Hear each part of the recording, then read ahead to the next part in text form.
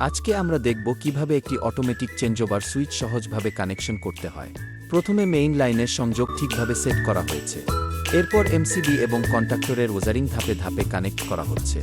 বিদ্যুৎ চলে গেলে এই সিস্টেম অটোমেটিকভাবে ব্যাকআপ লাইনে সুইচ করবে। এতে আপনার বাড়ি বা দোকানের বিদ্যুৎ নিরাপদ এবং নিরবচ্ছিন্ন থাকবে। সবসময় নিরাপত্তা মেনে কাজ করুন এবং পাওয়ার অফ করে ওজারিং করুন। এ ধরনের আরও ইলেকট্রিক্যাল টিপস পেতে আমাদের চ্যানেলটি সাবস্ক্রাইব করুন।